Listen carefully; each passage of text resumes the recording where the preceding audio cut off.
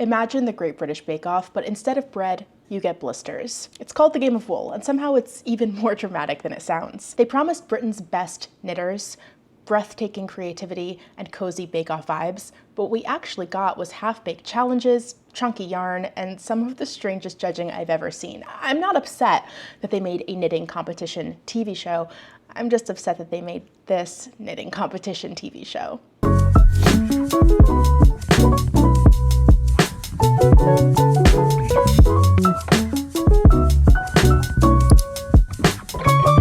The Game of Wool brings 10 amateur knitters to Scotland to compete in weekly solo and group challenges. Each week, one knitter is crowned Big Knitter of the Week and gets to wear the sheep badge, and one knitter gets cast off. And yes, that is what they call being eliminated. I know this is British TV. I expected the humor to be a little bit different than American TV, but using so many knitting puns throughout the show does just feel a little bit trite. Now, the first challenge is an individual challenge to create a Fair Isle vest that tells your personal story.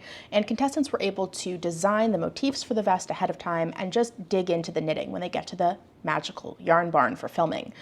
And in premise, this isn't actually that bad of an idea. This could have been way worse. We could have had who can knit the longest I-cord in the period of time allotted. We could have had who can knit a cozy for their car. So knitting a Fair Isle vest isn't that crazy of a challenge, but a Fair Isle vest knit on traditionally sized needles and yarn could take weeks to complete. But in order to fit the time limit, they had to size everything up to super chunky needles, 20mm needles, and super thick yarn.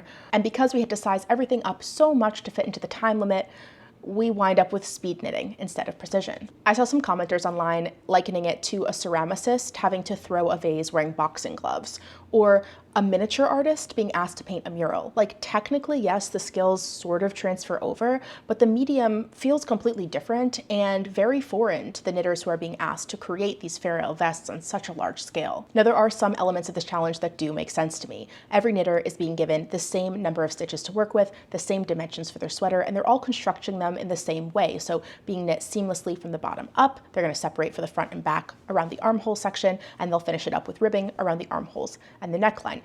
By making the vests the same construction and size, they're removing as many variables as possible, which makes the one variable speed, the speed in which the knitter can create their vest. That standardization had the ability to make the judging really fair if the judging was actually about skill. Now, the judges make it clear that the thing they're looking for the most is storytelling, and one judge even goes on to say, "We deliberately set a really tough first challenge. We wanted to push both in creative and technical terms. It's a visual world, Fair Isle. We really want them to be telling their own story, talking about themselves using the medium of knit." They say that knitting, Fair Isle, but really all knitting, is a medium for storytelling, a visual story. And they really emphasize so many times that knitting and Fair Isle knitting are specifically about storytelling. Now, this is where the show's identity really comes into question. Is this the search for Britain's best knitter, where technical ability is placed on a pedestal, or is it a made-for-TV drama that forces contestants to participate in speed knitting challenges with color and drama being the moments that get the most screen time? Now, I did go into all of my fears and concerns about the show in this video, which I posted before episode 1 went live, so if you didn't get a chance to watch it, you can go ahead and look at it here, because unfortunately, a lot of my worst fears about the show have been realized, at least at the end of episode 1. One of the most interesting elements here is that the show is claiming that technical ability is very important, and this is a really technical challenge. And they're defining all these things about Fair Isle knitting, but they're not actually staying true to the heritage craft of Fair Isle knitting. In fact, Shetland's Organization for Knitters put out an official statement lambasting the show for its treatment of this Fair Isle vest challenge. They said, "The knitters of Shetland were shocked and saddened by the way Fair Isle knitting, a living heritage craft native to the UK, was depicted in episode 1 of the show.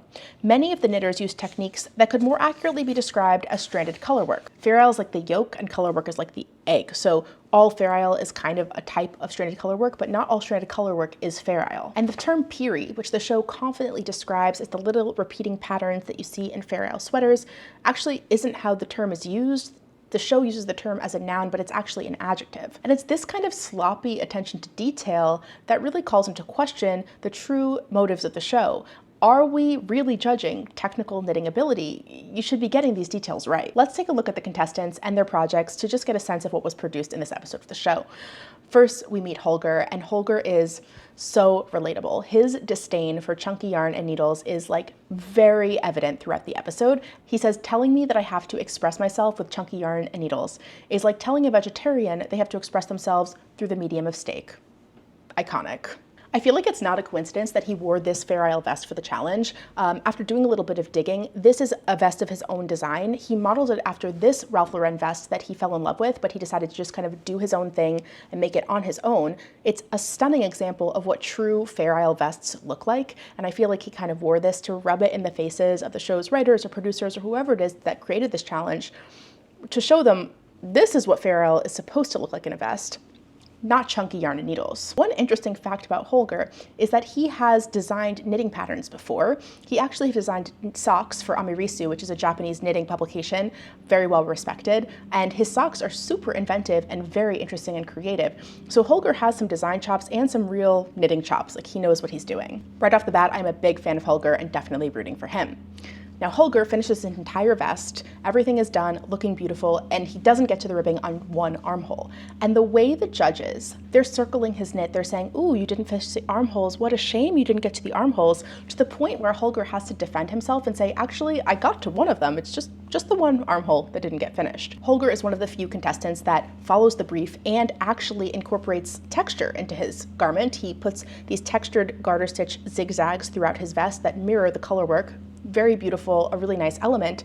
The judges completely ignore it. They mostly just criticize him for the unfinished armhole. Now, right after Holger, we're introduced to Isaac, and his feedback from the judges couldn't more strongly contrast Holger's experience. Isaac makes a super creative, silly goose design. He uses the Sierra Leonean flag in his patterning, which reflects his heritage, and then silly goose because his mom and his girlfriend call him a silly goose. I think it's a great way to tell his own story, which was the brief. However, Isaac runs out of time. He's not able to finish the armholes or the neckline, and has like what looks like a little blanket stitch around the neckline just to kind of finish it off. And the judges praise him. They love what he's done. They love the creativity. Unlike Holger, Isaac is praised for his innovation, and his unfinished armholes are completely overlooked. Now, if we were watching something like the Great British Bake Off, the judges would have taken the opportunity to point out where the technicalities of that week's bake were being missed. And Isaac does use ladder back jacquard. It's super clever, and duplicate stitch and catches his floats. It's a very advanced way of thinking, and it's something that I'd love to incorporate in my knitting in the future, but it also isn't really traditional Fair Isle technique. And so it makes me wonder, like, why aren't the judges taking the opportunity to point out these technicalities? But how could the judges realistically claim to be judging on technical skill when they're already stepping away from the traditions of Fair Isle knitting and asking knitters to knit on giant-sized needles and yarn? Next, we meet Dipti. And Dipti is a self-professed beginner knitter. She calls herself not that good. She's never done Fair Isle before. But she's wearing this gorgeous crochet sweater, and I have the sense that she's a very advanced crocheter. There are actually a couple of folks in this first episode who are wearing and showing beautiful crocheted items. And again, it makes me wonder, is this show really the search for Britain's best knitter? Because even in the very first line of the show, Tom Daly says contestants will use 2 needles or a hook. That's a different craft. It would be like asking Great British Bake Off contestants to do a whole episode on Texas barbecue. Baking and barbecue are both cooking, but it's like a different medium. Now, Dipti's vest isn't finished properly. It doesn't even fit over Tom's head. It's the only garment that Tom isn't able to model. And yet, the judges praise her extensively. So we're starting to see this divide. Some of the more technically advanced knitters are facing harsh criticism, where some of the knitters with far less advanced abilities are using creativity to gain even more points from the judges. Next, we meet Lydia, and Tom introduces Lydia as working in the charity sector and raising 3-year-old twins. What Tom fails to mention is that Lydia is a hand dyer who runs a hand-dyed yarn business with her sister. Why is this part of her story left out? Especially if this whole challenge is about learning about the contestants and telling their story. Somehow, hand-dyed yarn didn't make it to the screen. We meet Simon. He's an ex-Marine. He uses egg timers and petri dishes to represent his wife and his IVF journey. I actually loved his design. I thought it was super creative. And then we meet Tracy and Stephanie, and I feel like the show really leans into like the quirky grandma stereotype for these two. They emphasize their families.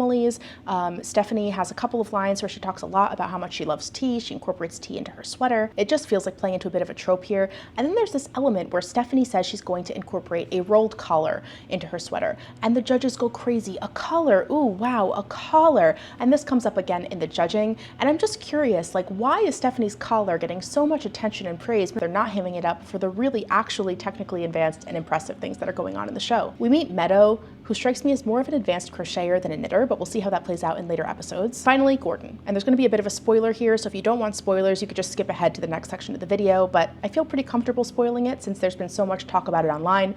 Gordon is eliminated in this episode. Sorry, cast off. And following his elimination, and the reasons that he was eliminated, not only did Gordon need to come forward and make a statement on YouTube, the Shetland Organization of Knitters felt the need to come forward and make a statement on his behalf because his elimination was so unwarranted that I think all knitters who were watching this episode were a little bit shocked. So right off the bat, Gordon is introducing a lot of traditional Fair Isle techniques into his vest. He's also wearing a Fair Isle sweater that I'm sure he made. It's absolutely gorgeous.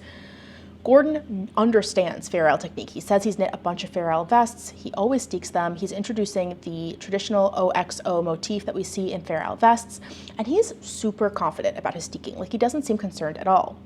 And we see Tom really hamming it up. He goes, ooh, you can't spell steek without eek. He's like hamming this whole thing up. But Gordon speaks back to him and says, listen, like, everyone thinks it's gonna unravel. They think it's gonna come apart. It won't. You can feel confident. You can cut your knitting. It's okay. The Shetland Organization of Knitters really hones in on this point. They say, despite Gordon successfully cutting his knitting, the method was vilified as the reason he was ejected. Rather than using the other contestants and hosts' fear of Gordon cutting his knitting as a moment to teach viewers that cutting your knitting properly, as Gordon did, is a safe technique, something we all witnessed. Instead, they built drama around his actual difficulties. The show leaned into the misunderstandings about cutting your knitting, perpetuating negative misconceptions about Fair Isle techniques.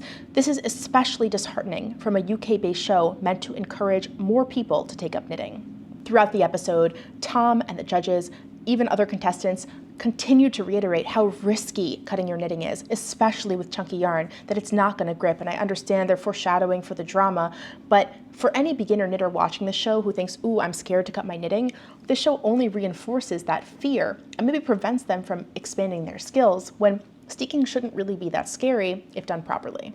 Gordon also added thoughtful details to his vest, including a pocket. This wasn't mentioned by anyone. He didn't get to finish it. The reason he ran out of time was simply because he had to rip back and start over on the color work of his sweater. It was a time constraint issue. It wasn't a steeking issue, but the show misrepresented it and therefore misrepresented knitting. Dipty's sweater didn't even fit over Tom's head, and she was praised for her creativity. But Gordon really attempted true technical skills. He showed his knowledge and understanding of Fair Isle technique, and he was ultimately sent home for it because he ran out of time, when other knitters who ran out of time weren't even criticized. The judging feels so unfairly weighted, like they're giving tons of extra points to creative and colorful and innovative projects and not points to those with technical skills. So which one is it? Britain's best knitter or Britain's best vibe? The final competitor is Elsa, and she ultimately wins Big Knitter of the Week. She includes a couple of creative details in her sweater, including some unique motifs of her dog and a little tie around the neck and a porthole at the back of her sweater to represent her time working in the ferry business. One of the judges begins to cry when she sees the porthole at the back of the sweater. Her commentary is, "It's just so beautiful. I am crying. It made me cry. It's so beautiful." But there is no mention of the technical skill that it took for her to make that porthole, or even an explanation of how she went about it. There's no mention of the technical elements, only the aesthetics. It would be like if in Great British Bake Off they never mentioned crumb or bake time and just judged things based on like sprinkles and icing. It's not a cake decorating show, it's a cake baking show. But judging things simply on aesthetics seems to be Game of Wool, episode 1. Now, before we move on to the sofa cover chaos, let's take a moment to just address the physical toll that this challenge takes on knitters' bodies, because the knitters were asked to create with chunky yarn and needles for both challenges. Day 1 was a 12-hour challenge, day 2 was a 10-hour challenge, and the knitters are really knitting continuously for that entire time. 12 straight hours of chunky yarn knitting is absolutely brutal. It is especially hard on your body, much harder than working on a more standard size needle and yarn. It's heavy. This episode had a serious risk attached of repetitive strain injuries. Honestly, I think it was irresponsible to ask knitters to craft in this way for the amount of time they were asked to craft. It makes great TV, but injury is honestly inevitable, and if the writers and producers of the show truly respected the craft, they would not ask knitters to enact it in a way that could cause them serious harm. But my biggest ick with the show is the monetization element, because you may have picked up on the fact that Rowan is somehow sponsoring or at least involved in the show. The magical yarn barn is full of Rowan yarn and their logo on the labels is visible. And there's nothing wrong with that. Perhaps they provided the yarn to the show. But as soon as episode 1 dropped, Rowan immediately had an Instagram post hit their feed, their website updated, and kits became available to purchase and make at home the designs from the show. And those kits cost over $130 US in order to recreate 3 of the different designs: Holger's, Isaac's, and Elsa's. As far as anyone can tell, none of those knitters are getting compensated for those kits, and none of the knitters were compensated for their time in the show, as Gordon made clear in episode 1. Now, between you and me, this isn't a design competition, it is a knitting competition. I've already spoken before about how knitting design and knitting itself are 2 different skills, but fine. Make the knitwear designs that are created for the show into kits. I get it. But in some ways, I'm confused, because out of all of the different DIY making and craft shows that have hit the market recently, none of them have tried to monetize this hard and this early. The Great British Bake Off isn't immediately trying to sell you the recipes that were created for each episode. The Pottery Throwdown isn't trying to sell you air-dry clay kits to create what you saw in the episode at home. But somehow, when it comes to knitting, somebody's trying to sell us something. And it's not just the kits that have hit the market that have my eyebrow raised, it's also the way that social media is being managed surrounding the show. Because now a new YouTube channel has popped up starring Tom Daly, where after episode recaps will be posted, and each of the contestants have been barred from speaking to any media or any social media influencers about their experience in the show until all 8 episodes have aired. It's like the show is trying to monetize as many elements as possible, taking advantage of and making money off of knitters in a way that other craft shows haven't tried to monetize their audiences. And with the exception of the posts that announced the Rowan kits, none of the knitters who participate in the show are being tagged on the official Game of Wool Instagram account. So even that social media kickback that would drive traffic back to the knitters' own social media sites isn't being provided to knitters. So who is benefiting and who is being compensated off of these knitters' abilities? It's the same problem that we see in judging. The people doing the hard work aren't the ones being rewarded. Now, don't get me wrong. The episode wasn't all bad. There were some things I think they did right. Their explanation of garment construction with a little illustration on the screen was genuinely helpful for non-knitters. I watched this with my husband, he's not a knitter, and he found it helpful to understand what the knitters were technically doing in this challenge and how they were physically making the sweater. I loved hearing the contestants' personal stories about Simon's IVF journey, about Meadow's experience with autism, and how knitting provided her with comfort as she was growing up. I liked hearing Gordon's honesty about the experience of being a male knitter in public. I think that these stories remind us of all the benefits of knitting beyond just creating something beautiful, of the comfort and community it provides, and of the strides we still need to take in making this community inclusive for all. And the challenges weren't as bad as they could have been. It could have been a lot worse. Knitting a chunky Fair Isle vest in 12 hours is achievable. It's a lot, but it's achievable. Knitting a sofa cover is it's something. I don't know if it's something that I would ever do or any hand knitter I know would ever try to do, but in the context of this kind of competition TV show, I get it. So we'll speak super briefly about challenge number 2. The contestants are broken into teams, 2 teams of 5, and each is tasked with knitting a sofa cover. Really, the only thing they have to do is make it wow you when you walk into the room, but it also has to be cohesive and it has to completely cover the sofa. My biggest problem with this challenge is, again, in the judging. Team 1 goes for a marled gradient sofa. They decide to knit it in the long rectangular strips and then to join those strips with cabled strips. I think Team 1's approach was smart, cohesive, strategic, and very well planned out. Team 2 aims for an ambitious Intarza sunset with a beach and sea and starry sky. They use tons of different textures, and ultimately they don't get it done. The judges call Team 2's sofa a car crash, which, I mean, fair enough, it's full of holes, and they did just stick some random balls of yarn on the legs of the sofa. And then they praise the gradient sofa for being cuddly before saying it doesn't live up to their expectations, because they were looking for wow, wow, wow, and they only got wow.